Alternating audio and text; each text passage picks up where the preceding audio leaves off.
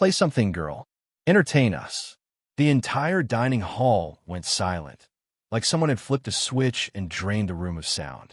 Camille's hand froze midair, the tray of empty wine glasses trembling slightly as she struggled to keep it steady. The clink of glass against glass rang out louder than it should have. Her heart pounded in her ears. Her eyes lifted slowly toward the man who had spoken. Leonard Pierce, tech millionaire, venture capitalist, the kind of man who built apps in his 20s and empires by 35. The tabloids called him a genius. Camille knew better. He was a predator in a tailored suit. He lounged arrogantly in a plush velvet chair at the center of the luxurious Rosewood Lounge, the kind of place where the wine list was longer than the dinner menu, and where waitresses like Camille were taught to blend into the background, never speak unless spoken to, and smile no matter what. But there was no smile on her face now. Leonard was flanked by a circle of elite friends, rich, bored, smug men and women in expensive tuxedos and shimmering gowns, sipping $100 cocktails like soda. Their laughter died down as all eyes followed Camille. She blinked, unsure she'd heard correctly. "Excuse me," she said quietly. Her voice barely rose above the soft jazz drifting through the speakers. Even then, it sounded too loud, too present. Leonard leaned forward, elbows on the table, flashing the grin of a man who'd never been told no. "They say you used to play the piano," he said, lifting his drink. "Juilliard, right? Or was it some other fancy scholarship you threw away to wait tables here?" Camille stiffened. "Come on," he went on. "I'm sure you remember something. Play a little something for us. Humor us." The people around him chuckled, not because it was funny, but because they were supposed to laugh. The kind of people who found entertainment in watching others squirm. Camille's face flushed hot, not with shame, with anger. He'd been watching her, listening, digging into things that weren't his to know. She remembered now, weeks ago, she had been humming a Chopin piece in the employee break room, just to soothe herself after a long shift. Leonard must have heard. He must have asked someone about her. He planned this. And now, he was making a show of her in front of a room full of strangers. Camille's grip tightened on the tray, her fingers aching from the tension. She glanced toward her manager at the bar, but he looked away, pretending not to see. Of course he did. Leonard was a VIP. People like him didn't get told no. People like her didn't get defended. "Don't be shy," Leonard said. "You still got it, right? Or did you lose that, too?" Another wave of laughter. Camille wanted to scream, or cry, or throw the tray across the room. But she didn't. Instead, she set the tray down on the bar, deliberately and quietly. Every step she took toward the piano in the corner felt like walking into a storm, silent but gathering.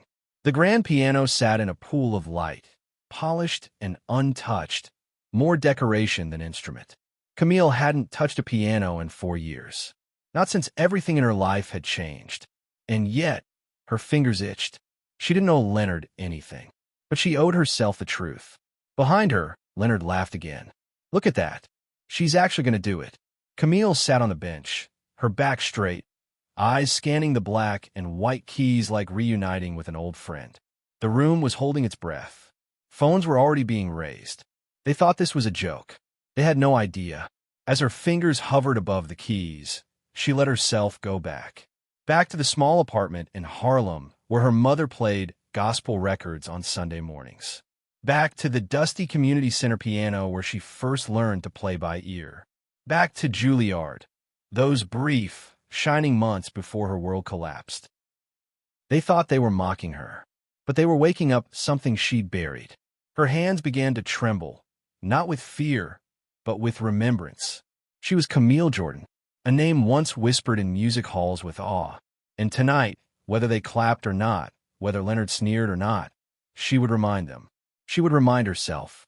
With one deep breath, Camille pressed the first key, and the room would never be the same again. The first note echoed, soft, gentle, like a whisper through silk. It hung in the air longer than it should have, silencing even the last murmurs from Leonard's table. Camille's fingers moved with careful grace, her body tense, her breathing shallow. But as the chords flowed, rich and haunting, a transformation began, not just in her playing, but in her soul. For the first time in years, she wasn't Camille the waitress.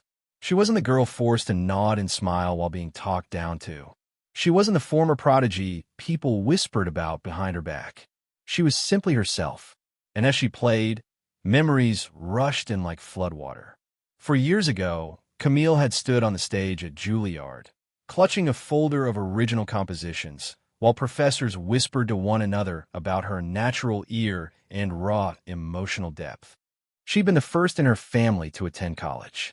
Raised by her mother, Lorraine, a church secretary with no formal education but a heart full of dreams, Camille had started playing by ear at age 6. No piano at home, just an old Casio keyboard from a thrift shop.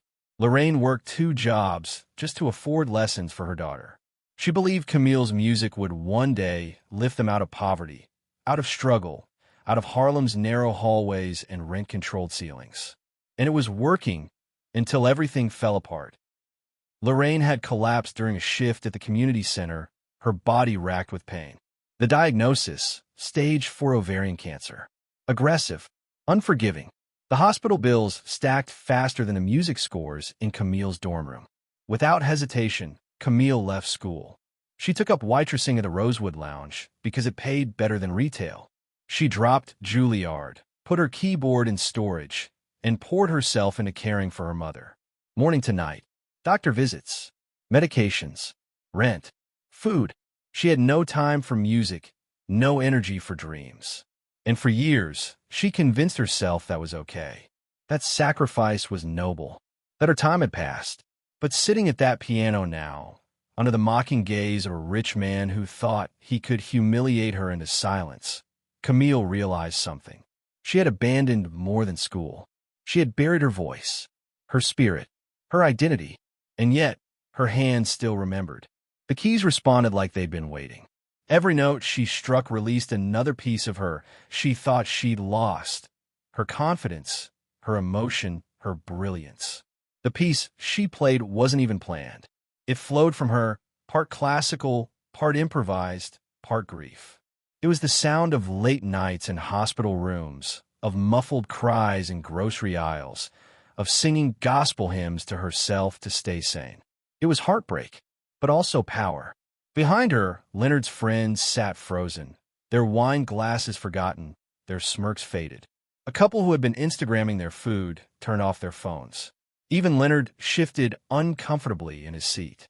This wasn't the performance he expected. He thought he'd get a laugh. Something awkward and cringeworthy. Something he could mock over cigars later. Instead, he was watching a resurrection, and that made him feel small. Camille, unaware of the silence behind her, kept playing. She was in a trance now, eyes closed, the music guiding her. But not everyone in the room was surprised. From across the lounge, a woman in a red dress stood quietly by the bar, listening intently. She recognized the phrasing, the flair, the pain. She had heard that exact combination of notes once, years ago, when she'd served as a guest conductor for Juilliard. Her name was Alicia Duval, one of the most respected conductors in New York. And she never forgot a talent like this. As the final note faded, Camille's fingers hovered, trembling slightly. She opened her eyes slowly. Silence. Thick, heavy silence. No one moved. No one breathed. And then a single pair of hands clapped. It was Alicia. Then another joined. And another. Within seconds, the room erupted into thunderous applause. Not polite. Not obligatory. Genuine. Real. The kind that comes when someone realizes they've just witnessed greatness.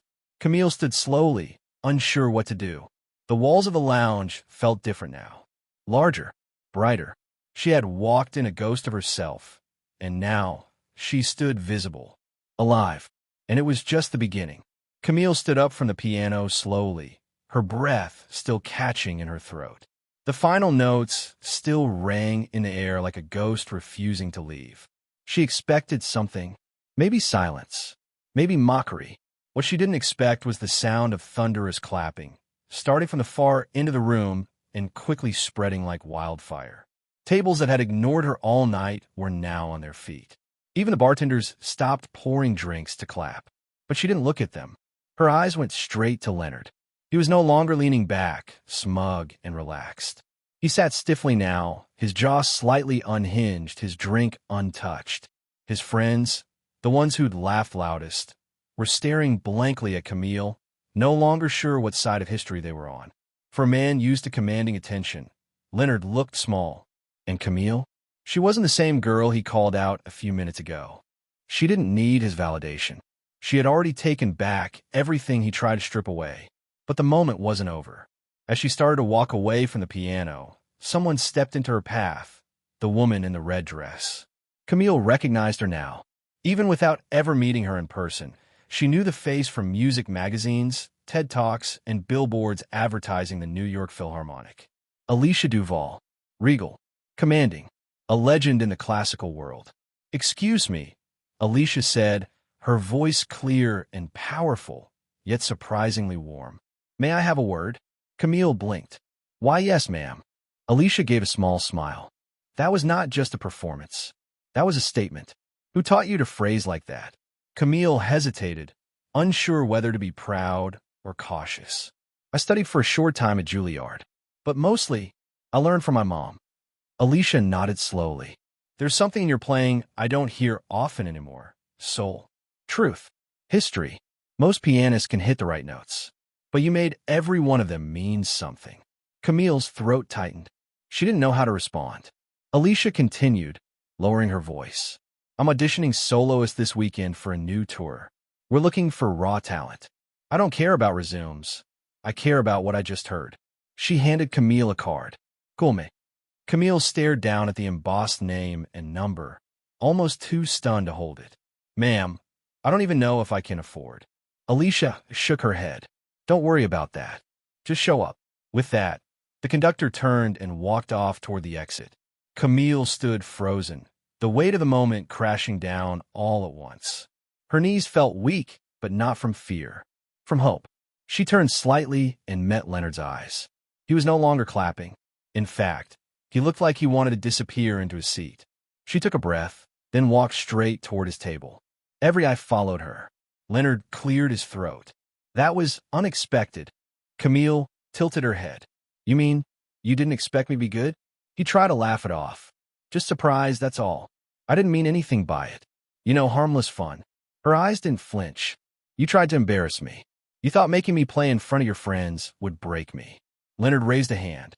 "Look, let's not make this dramatic. It was a joke." She leaned closer. "I'm not your joke," she said firmly. "And you don't get to decide when I'm entertaining. Or when I matter." For once, Leonard had no comeback. The room was watching. And in that silence, Camille turned away, not in defeat, but in victory. She didn't need revenge. She had reminded them all who she was. Outside the Rosewood Lounge, the night air hit her like a wave. Cool, crisp, freeing. She looked down at the business card in her hand. For the first time in years, her future didn't feel like a question mark. It felt like a piano key waiting to be played. And she was ready to strike the next note. The doors to the concert hall towered above Camille like the gates of a dream she'd once been locked out of.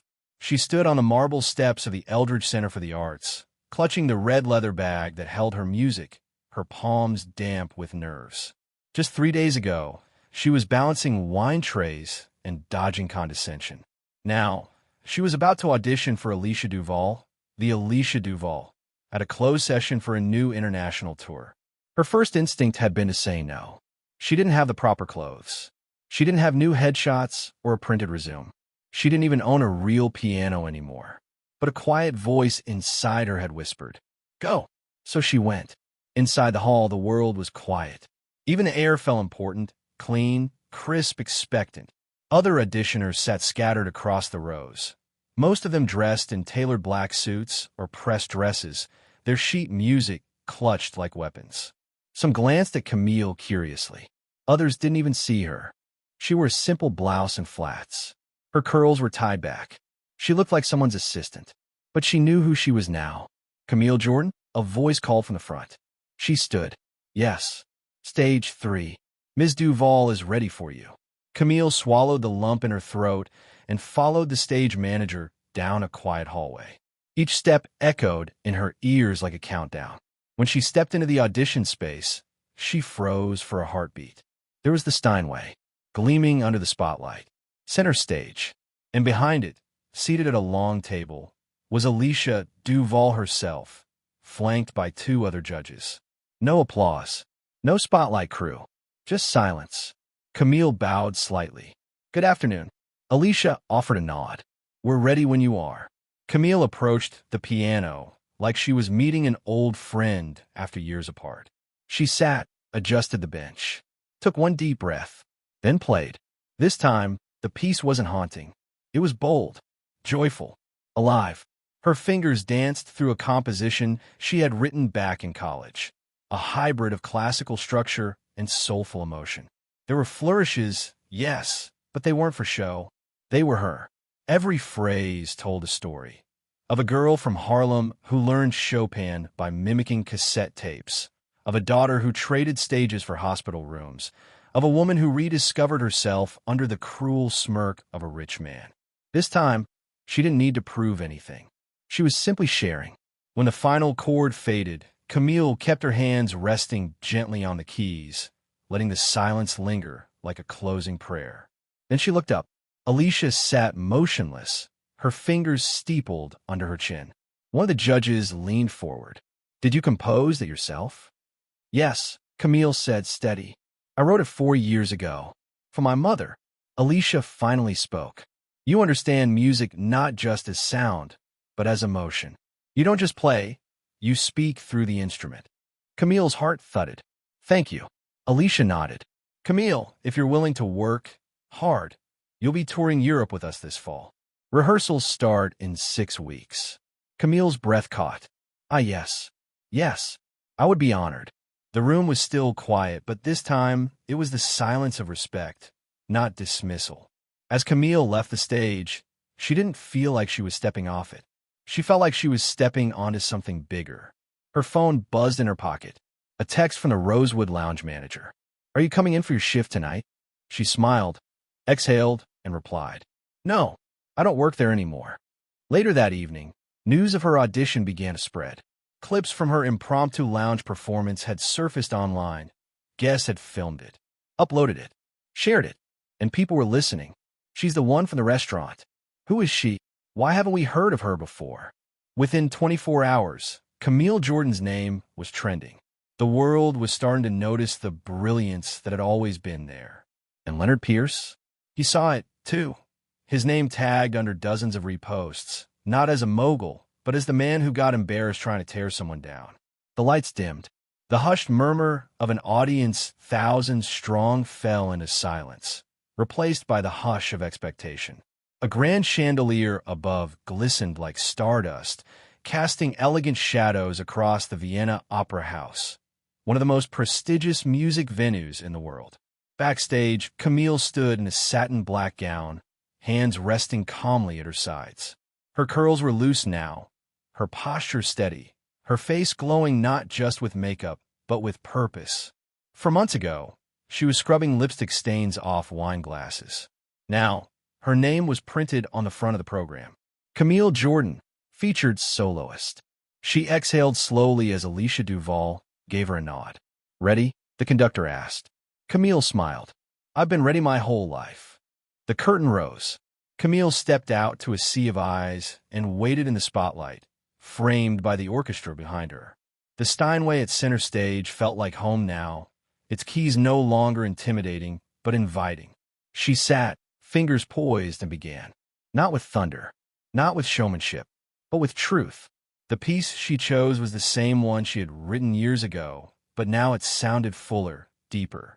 Not because the notes had changed, but because she had. Each crescendo was a victory. Each quiet pause was a wound healed. Each run of notes was a declaration. "I am here. I never left. You just didn't see me." In the crowd, someone watched from a private box, hidden behind gold-trimmed curtains. Leonard Pierce. He had flown in from New York at the last minute. He wasn't invited, but he came, because despite all his money, all his fame, he couldn't stop thinking about that night at the Rosewood Lounge. The way she played, the way she'd made him feel powerless. He didn't believe in magic, but watching Camille now, he had no other explanation. She was a force, and he had nearly crushed her for a laugh. Now, The world applauded her and forgot him. After the performance, Camille returned backstage to a flood of congratulations. Bouquets, photos, press requests. Alicia embraced her. You didn't just perform tonight. You claimed something. Every person in that room felt it. Camille beamed. Thank you for seeing me. Alicia shook her head. I didn't just see you. You lit up the sky. Back in New York, the headlines exploded. Waitress turned virtuoso leaves Europe breathless. Camille Jordan, from lounge floor to world stage. The piano prodigy who refused to be silenced. Camille signed with a top agency. Music schools begged her to speak. Her old neighborhood in Harlem hosted a parade in her honor. Even Juilliard reached out. But through it all, she stayed grounded. She moved her mother into a beautiful apartment overlooking Central Park.